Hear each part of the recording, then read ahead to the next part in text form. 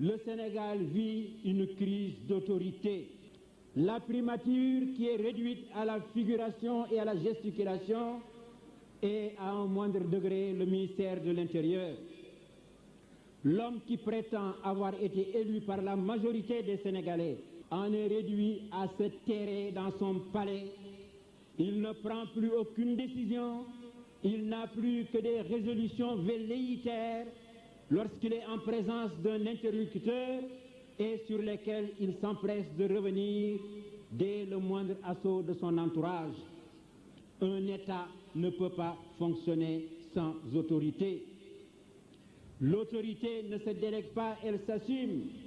J'ai dit et je répète que chaque jour de plus se soldera par plus de souffrance pour notre peuple. J'aurais pu insister sur la justice, car l'exécutif en veut en faire son bras.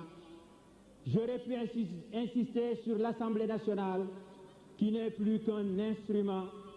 On convoque les députés pour leur faire voter une loi.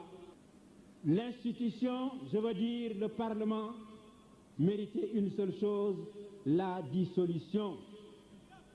Le Parlement tend donc à devenir un bras de l'exécutif au lieu d'être un organe qui légifère et qui contrôle le pouvoir exécutif. J'aurais pu vous parler de l'université, mais j'évoquerai plutôt la perte de nos positions extérieures.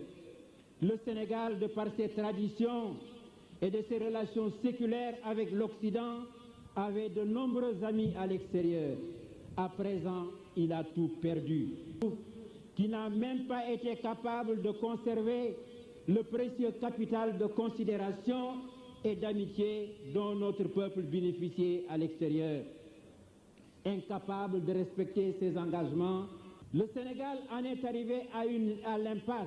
Alors, je disais tout à l'heure, comment est-ce que tout cela peut se terminer? Il s'agit d'un véritable bras de fer. Je sais que j'ai une responsabilité particulière. Et cette responsabilité m'interdit de laisser la situation se détériorer jusqu'à l'affrontement. Je suis conscient de la mission historique qui m'est impartie, surtout depuis les élections présidentielles. Et c'est pourquoi je voudrais faire un certain nombre de constats et vous annoncer des décisions. D'abord, je constate que le gouvernement est démissionnaire de facto. En effet, comme tétanisé parce que surpris par l'ampleur de la réaction populaire, il est devenu immobile et sans initiative. Deuxièmement, je constate que des forces spirituelles et morales et des forces politiques et sociales puissantes de relève existent dans notre pays.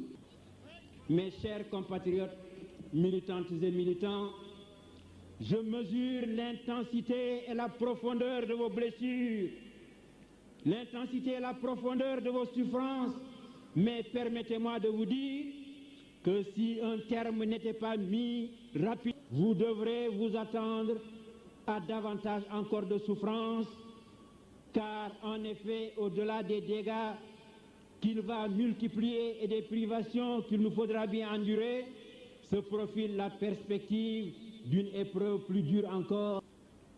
Bénéficiant de la confiance populaire, sans laquelle il ne peut y avoir de développement, le gouvernement a dit que le pays était au bord du précipice.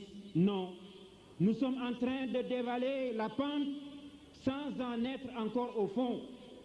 Il nous faut très rapidement le tirer de là et le mettre sur la voie de la croissance et du développement, car le peuple sénégalais mérite bien de reprendre sa place parmi les peuples qui se prennent en charge pour pouvoir dire un jour, pour pouvoir un jour exciper de sa dignité et de sa fierté d'avoir construit un État et un pays moderne qui fonctionnent et avancent sur la voie du progrès.